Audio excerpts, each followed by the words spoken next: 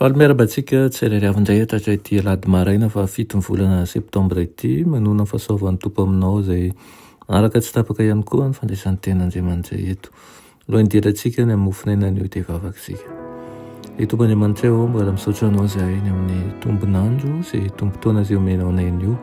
Indray ny teninao izahay voazy ny foamam-pananay andray izany ary mbe fahasotoana feno izahay aminaran'i Jesosy. Amen. Lohaten'ny mofinainantsika androany dia manao hoe tandremo ny teninao. Ilay amin'ny Kolosiana 4:5 sy ny 6 manao hoe mandehana amin'ny fahendrena amin'izay eo ivelany. Araraoty ny azo anaovantsoa aoka amin'ny fiteninareo amin'ny fahasoavana manjakariva ho mamy sira mba ho fantatrareo izay tokony havalinareo ny olona rehetra. Amen. Marina fa nobaikoina tokoa sika hoe izao ny fiantsoanao fa aza atao malemy, sandrato ny feonao ho tahaka ny an'Andro Mara ka mbarao amin'ny oloko ny fahadisoany ary amin'ny taranaka Jakoba ny fahotany. Ao amin'ny Isaia 5:5 izany. Tsy maintsy ampitaina io afa-tsy io kanefa na tsy maintsy aza dia tokony hitandrina isika mba tsy hanosika na hanery na hanameloka an'ireo izay tsy manana ny fahazavana izay ananantsika.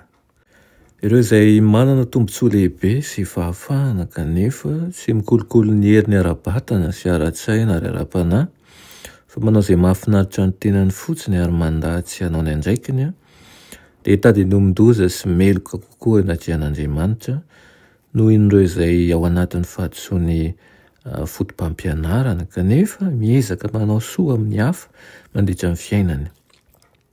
Aza omena tsiny ny hafa aza manameloka azy ireo. Mila mitandrina tsara isika mba tsy hanameloka an'ireo izay tsy meloka noho isika eo anatrehan'Andriamanitra. Aoka ho tsaroany tsirairay fa tsy tokony hiantso fanenjehana velively isika, tsy tokony hampiasa teny henjana na mandratra. Aza vela hisosoka ao anatin'ny lahatsoratra izany, aza ampidirina ao anatin'ny lahateny. Aoka ny tenin'Andriamanitra no hanindsinjona sy hananatra, aoka ny rehetra hitandrina amin'ny teniny, andao hanohitra sy hahafaty atsika aza ireo izay tsy mitody finoana amintsika ka nome hirika ho an'ny Satana hampiasa an'ireny teny izay tsy voahevitra ireny hanakanana ny lalantsika. Tsy maintsy hisy ny fotoan-tsarotra lehibe izay tsy mbola nisy hatrizay nisy ny firenena. Ny asantsika dia ny mianatra manaisitra ny toritenintsika izay rehetra mamofopofona valifatsy fahantsiana na mitondra fanafitohinana ihany koa ny fiangonana sy ny isam-batan'olona satria tsy izany manko ny fomba fiasan'i Kristy. Tsy navita ny adidiny araka ny fahazavana nomena azy eo amin'ny tenin'Andriamanitra ny voakan'Andriamanitra mahalala ny fahamarinana. Koa maika tokony hitandrina kokoa isika andrahoana fitohina ny tsipino mialohan'ny andrenesany, ny antony finoantsika mikasika ny sabata sy ny alahady, mialohan'ny andrenesana ihany koa ny zavatra mikasika ny zava-padihana na ny zavatra mety hafa koa. Aoka isika no fitaratra ihany koa alohan'ny anehoantsika indrindra ny fahamarinana feno aminy. Isika ny tokony toriteny velona ho hita eo amin'ny fiarahamonina, eo amin'ny fiainantsika ka ho hita tokoa fa olona mahatanjana ny ten'Andriamanitra isika.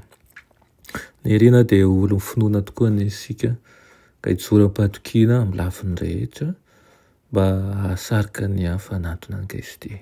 Amen. Tompo Andriamanitra misaotra anao izay ny amin'izany teninao izany. Amboleo anatinay ny fikirizana, ny faharetana, ny finoananao ary aoka ny tsirairay avy izao hitondra tena araka ny teninao.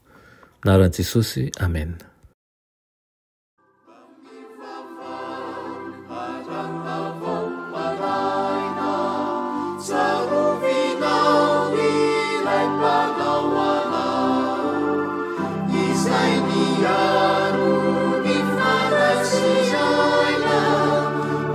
Salama tu isa